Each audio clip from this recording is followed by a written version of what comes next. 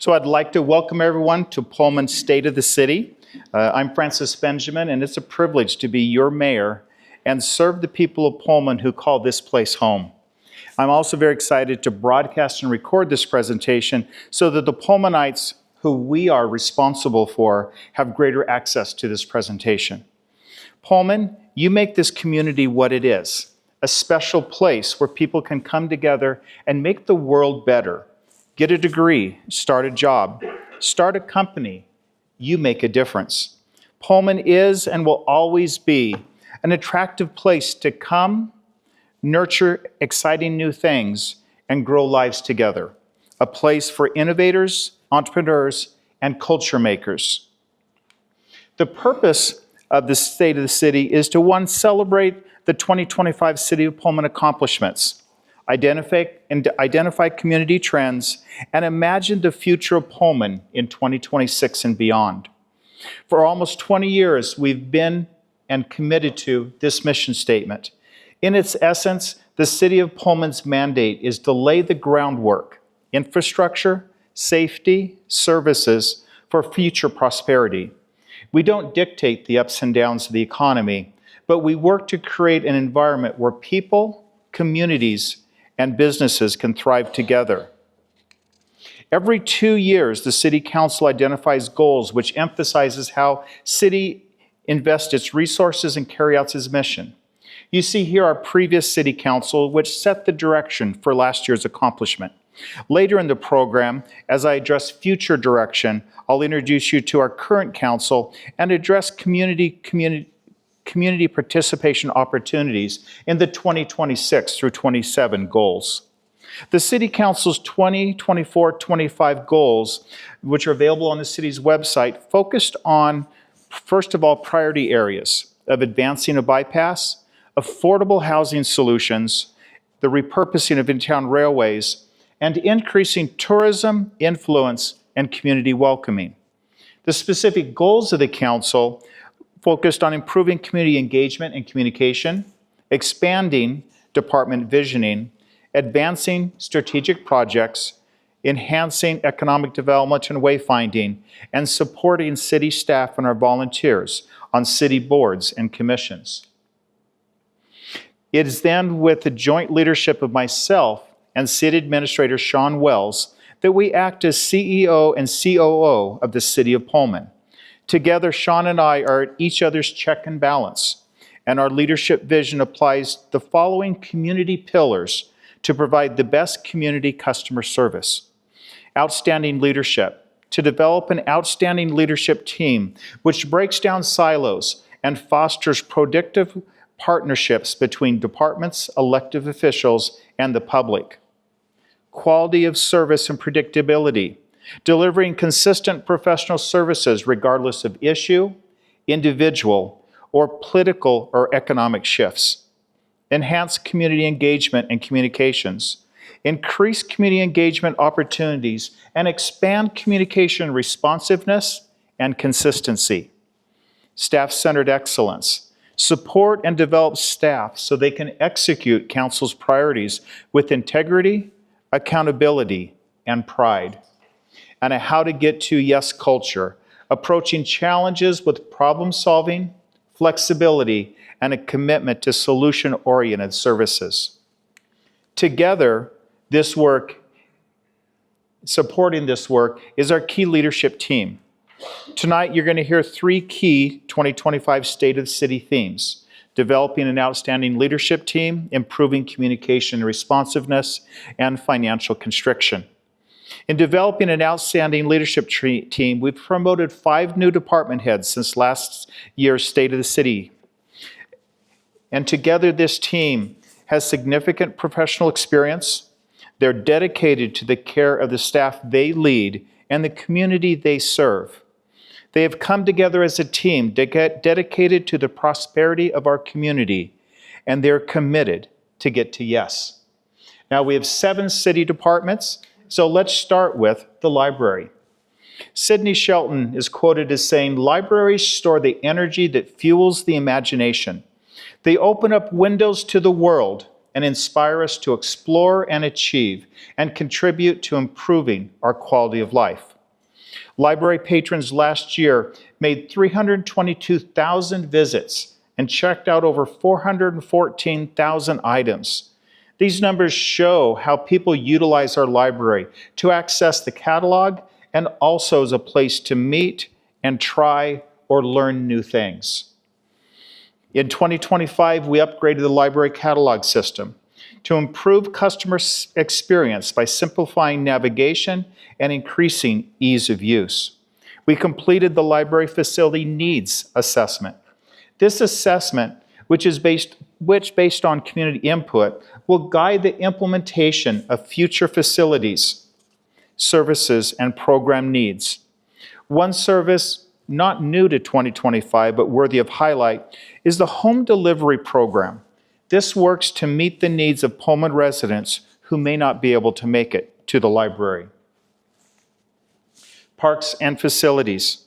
Arnold Schwarzenegger said, "You can't tell a kid it's time to exercise. That's a turnoff. Instead, you have to say, let's go to the park and have fun." Parks and Recreation, along with the library, are major contributors to the livability and quality of life of Pullman residents. We have youth, preschool, after school, teen, adult, active, senior programs, something for all ages. Our 165 acres of parks provide opportunity for a wide diversity of enjoyment and activities. In 2025, we completed the Parks, Recreation, and Open Space Plan, also known as the PROS Plan. Similar to the library facilities needs assessment, the PROS Plan, once again, based on community input, prioritizes future development of the city's parks and recreation services.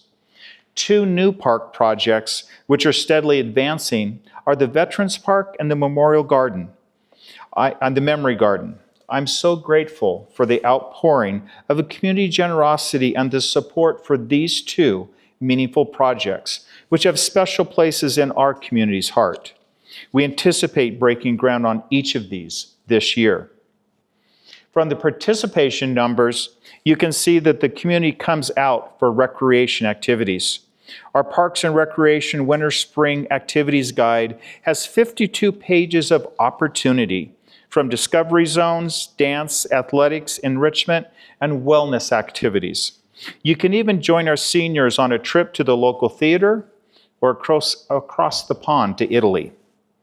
I appreciate that Pullman is a very generous community.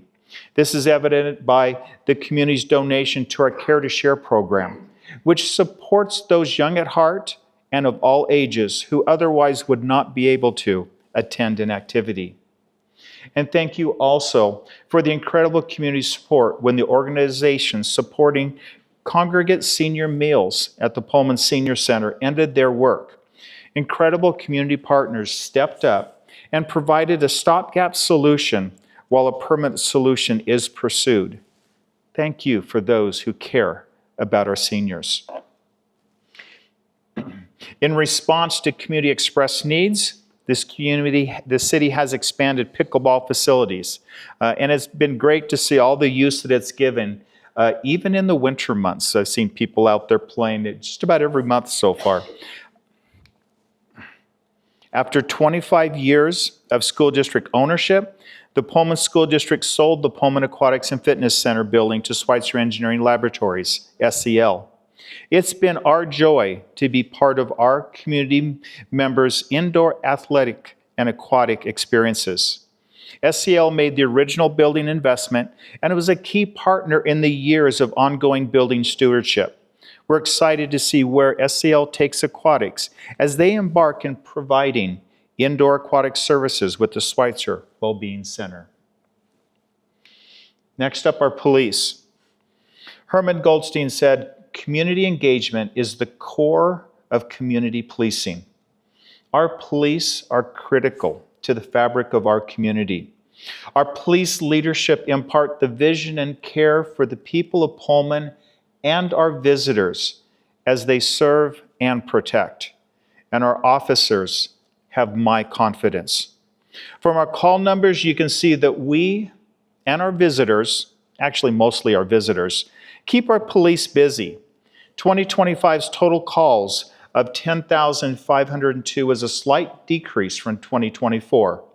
Overall, our community continues to be viewed across the state and nation as most importantly, our residents, as a safe community. And when you think about staffing for communities' first responder needs, police and fire staffing must be scalable so that they can manage the average every day's call volume, or even that of the 2025 Apple Cup, when the population inside the stadium was close to the average population each day outside the stadium. While in 2025 is a year that our police caught a lot of bad guys, more importantly, our police superb investigator skills resulted in not just arrests, but also prosecutions and conviction. And lastly, at a time when the number of communities around the nation have lost trust in their police, our police, because of community policing practices, which positively engage with community members, and our leadership's focus on integrity, have strengthened relationship and trust in our community. Next up, fire. Susan McPher said, "Firefighters never die. They just burn forever in the hearts of the people whose lives they've saved." Fire, along with police, are a major part of what gives us peace and makes Pullman such a safe place. Last year, our firefighters responded to 3,706 calls.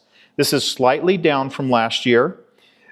And if you break it out, you'll notice that emergency medical services, EMS, have the most calls as it relates to the fire calls. We're up in emergency services, but down in fire calls. So people are definitely being safer in that way. And that also speaks to a lot of the education that our fire has with helping people be wise in their homes.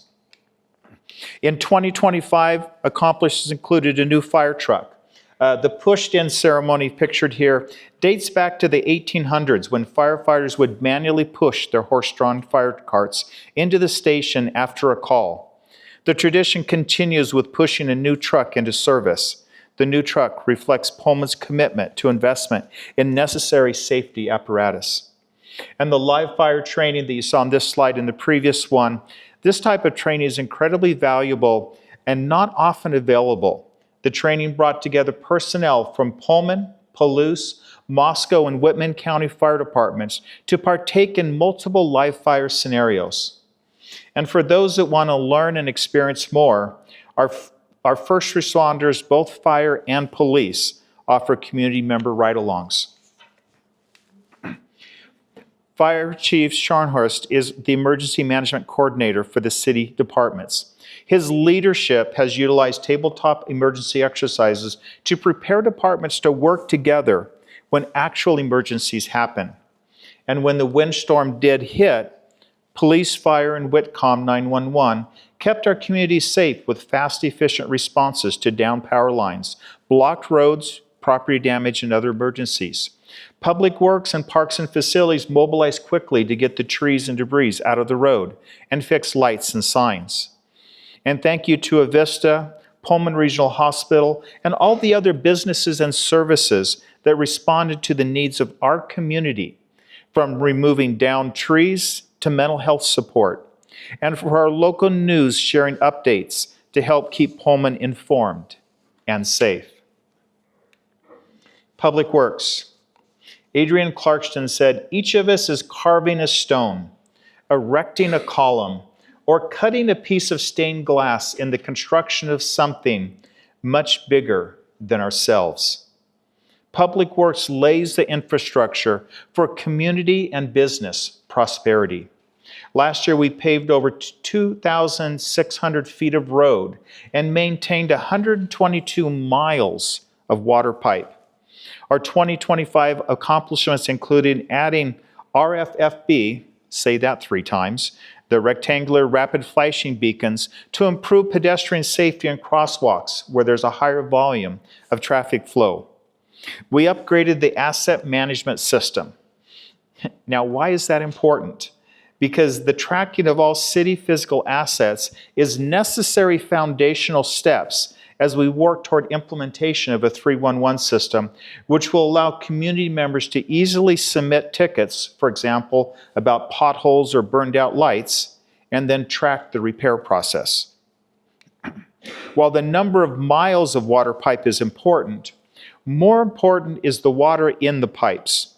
Through years of conservation practices, we've been able to minimize increases in water usage, but we still consume a lot of water, 924 million gallons.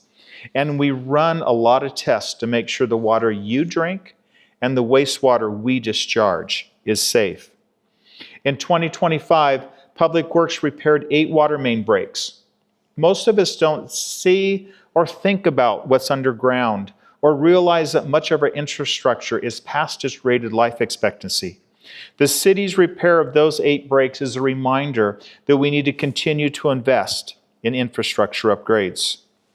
And following that theme, we completed our largest single project in event history, replacing and upgrading a 100-year-old failing infrastructure downtown with the Downtown Project.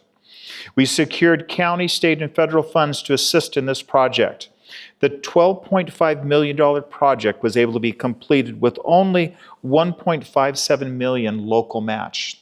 That's only 13% of what we had to put down to get that full project. This project was an investment to support downtown business growth.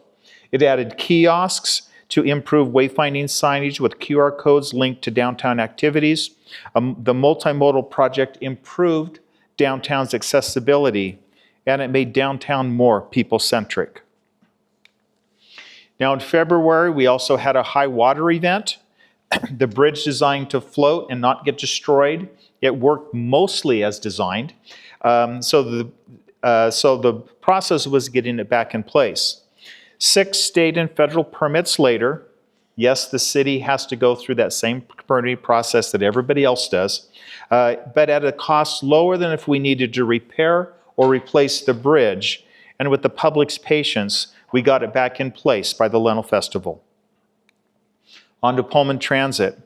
Over 686,000 riders is a large and significant population of ridership for our size of a city. And even notice the airport ridership continues to grow. In 2025, Pullman Transit added 3 new transit buses, smaller, more economical design. They had luggage space for those going to the airport, and this continues to advance our commitment to reducing emissions across the city's entire fleet of vehicles. On to community development. Amit Ray said, "A smart city is a city where humans, trees, birds, and other animals can grow with all their glories, imperfections, freedom, and creativity. They are not just cities of technology, but cities of love, life, beauty, dignity, freedom, and equity." Community development works to create an environment where people, communities, and businesses can thrive together. The 2025 accomplishments include the new online permitting process to make the process easier and save individuals time and actually let people do their work from home. They completed a 227-page zoning update. You ask, why? Well, first, we're working to make sure our city code is up to date, accurate, and relevant. And that was just the start. We still have a lot of code left to update. And secondly, we're responding to community requests. Examples from the update include flexibility and options for those who would like to add accessory dwelling units, ADUs, to their home, and increased opportunity for first floor businesses and upper floor residential in residential neighborhoods. This opens opportunities for neighborhood coffee shops or mini-marts. The Housing Work Group drafted a plan for more attainable and affordable home ownership with a goal of 30 new housing units per year for the next 2 years. While not new to 2025, but based on business requests, We have implemented an inspection policy where the same inspector follows that project through, so there's consistency. On to economic development that is part of community development. First of all, I appreciate the business owners who invest in our community and provide the needed services and products. I understand that state regulations, many are ones which the city is tasked to enforce, create business challenges. But even in the midst of our current business environment, I appreciate your entrepreneurial spirit, resilience, and hope. To support you, the city continues to invest in business development. The SCALE program in 2025 worked with 21 businesses to strengthen their business plans and strategies. And there were another 180 entrepreneurs which were helped with startup guidance. Together, that's 201 specific businesses that we've been able to support. Market on Main, which you heard about earlier already, is an incredible success story. Started in the U.S. Bank parking lot, moved to the old Banner Bank building. We had 89 micro businesses that applied to be a part of it in 2025, now over 100 that want to be a part of this. The energy and optimism of those businesses on Saturday is exciting. They have more business than space. So plan is in the works right now to expand into Kamaikan and Olsen Streets when the weather gets nice. In other good news, the state issued 219 new business licenses in 2025, and this compares to only 90 that were issued in 2023. When we look at grants, we continue to work to advance grant funding streams to reduce dependence on community taxes and fees.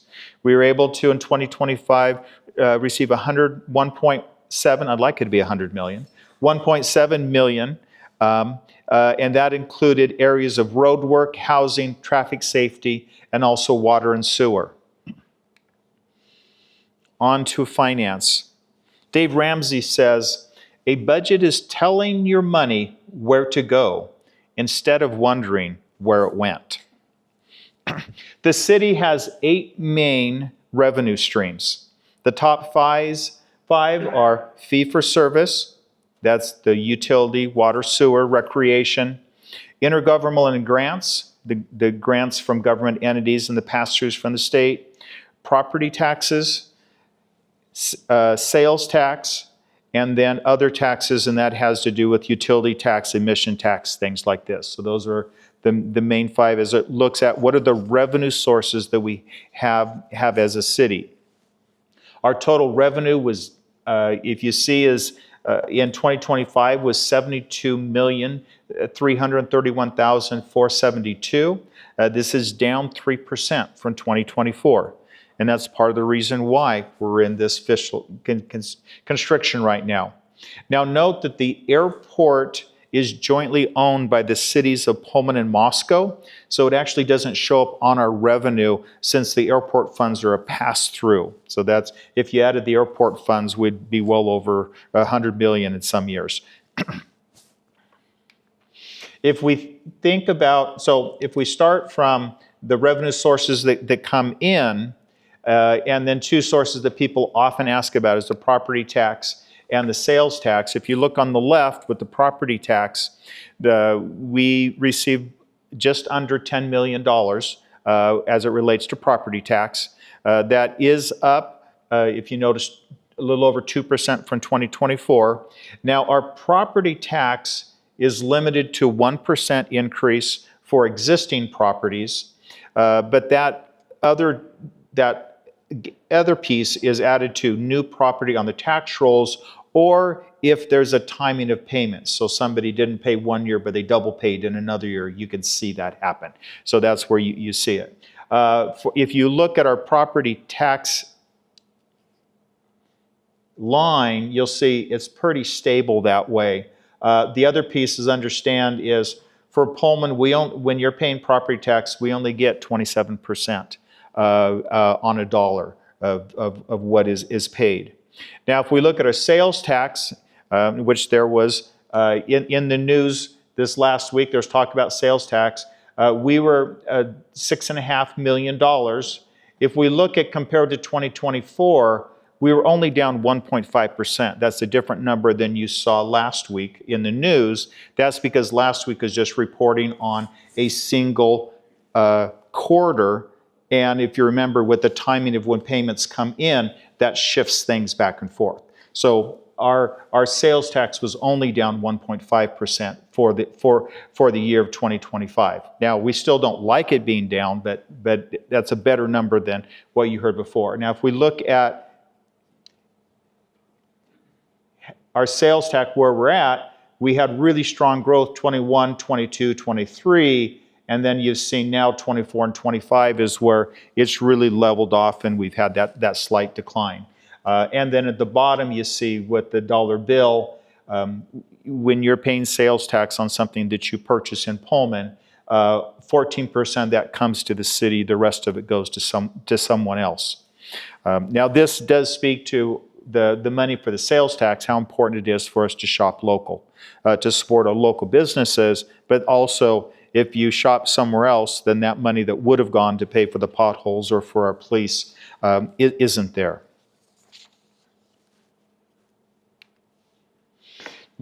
From the money that comes in, those revenues, we then put them into specific funds. And you see here, we have a general fund, a utility fund, transit, interfund, and it's based on state or city code is how those get designated. And so there's some that you're able to, as a council, you're able to adjust where money goes, others is state specific. But once that money is in the fund, we can only spend the expenses related to that fund. For example, police expenses can only be expensed from the general fund. We can't use street funds to pay for police because of that. Our total expenses, you'll see for 2025, was a little over 77 million, and that's down 7.5% from 2024. So we have, I showed you earlier, revenues were going down, but we've actually, we've kept our expenses down and actually reduced expenses from the previous year because of what we saw. Now, if we do a deeper dive into the general fund, what you'll see is that the general fund is just under 33 million of our total fund. The general fund is slightly up from last year. That's because we as a city, we moved some money in order to help assist with the general fund, because the general fund is where 6 out of the 7 of our departments primarily get their funds. So that's just one thing to be aware of. And the general fund is also our most constrained fund in this process. Outside of the city, we do have the airport. It is the Pullman Moscow Regional Airport, so it's something as Pullman we're very proud of.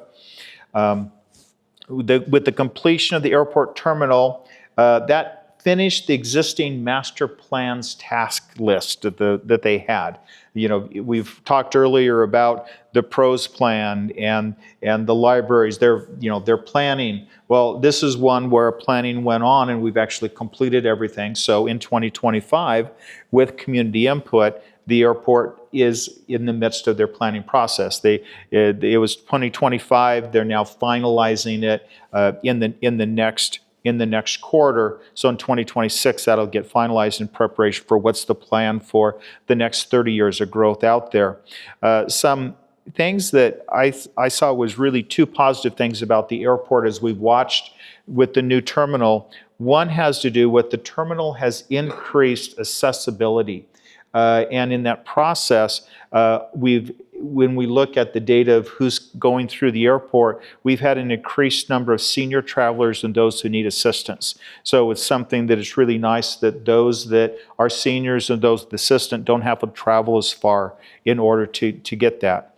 And with the expanded runway, that continues to improve reliability and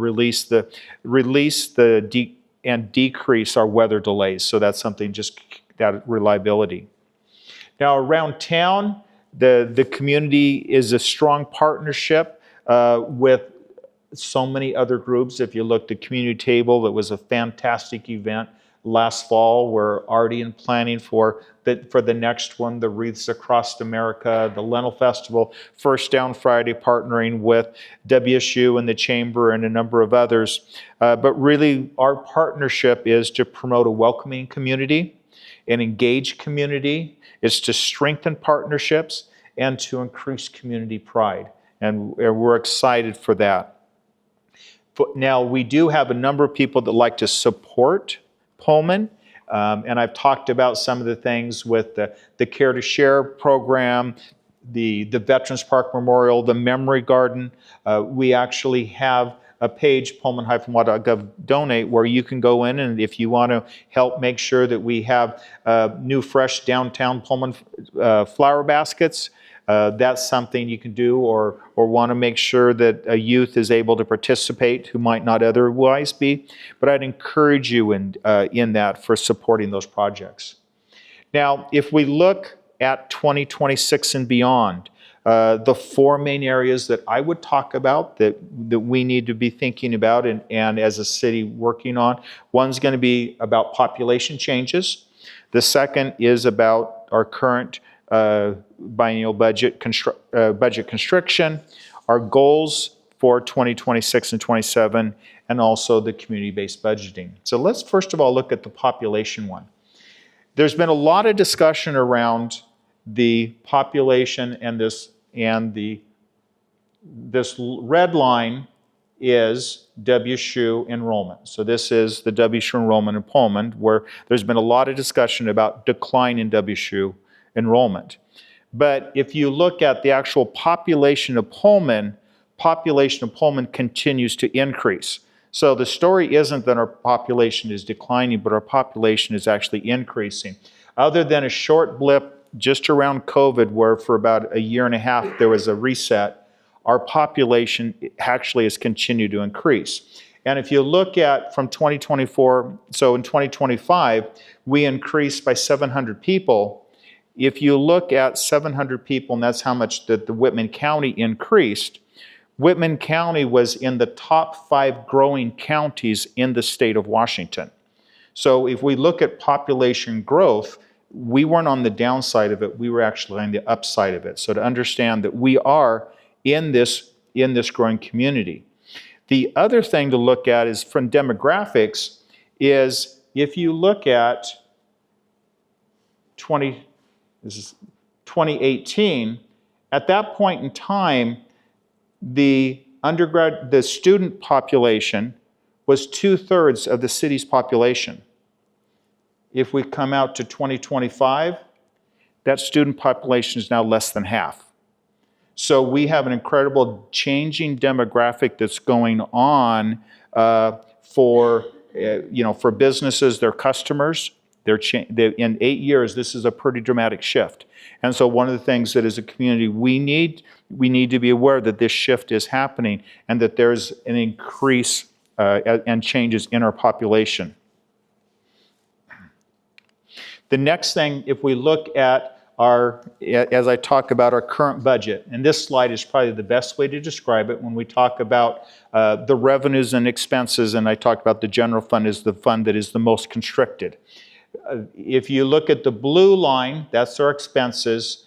The yellow line is that of the revenues. So the revenues turned about 2023, and you'll notice that they kind of plateaued off.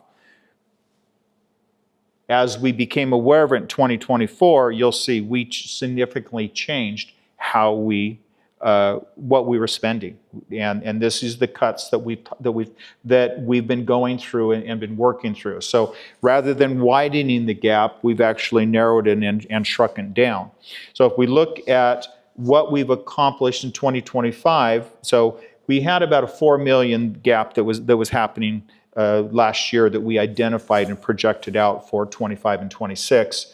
With the savings we did in 25, that left about a $3 million.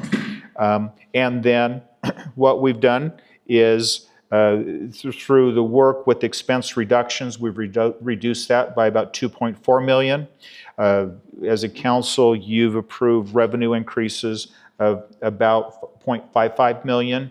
But what that does, that leaves about a $1.1 million gap that we still in this next year need to address. And this is something that with Sean Wells and myself, we're leading that process as we're doing that by evaluating expenses, revenues, and also service levels.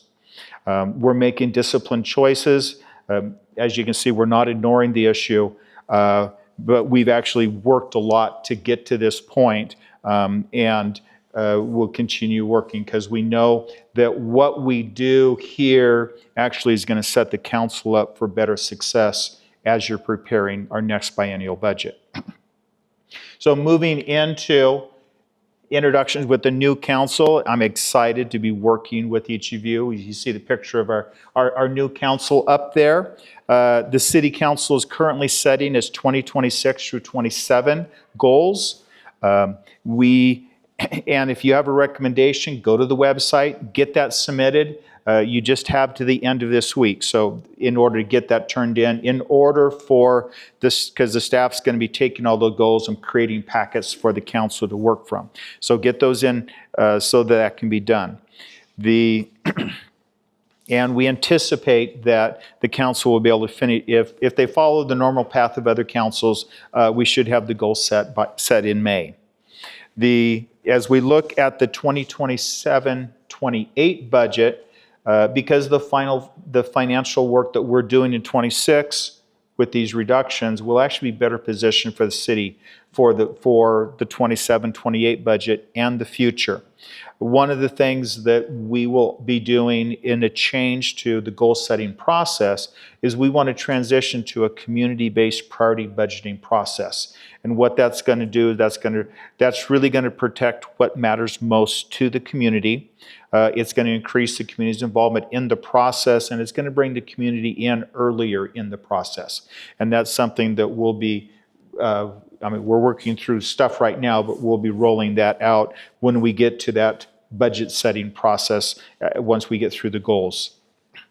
So as I and it's not a wrap up, but really as I progress with the state of the city, I want to first of all say, Pullman, thank you again for making it the community that it is. We are a special community because of you.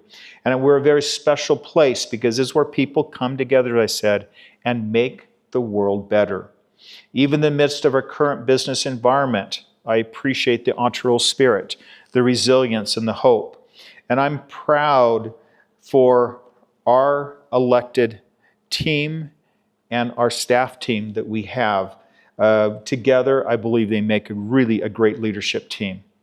I'm honored to be your mayor in this very special Pullman community, a community that comes together to support each other, a resilient community that looks to the future.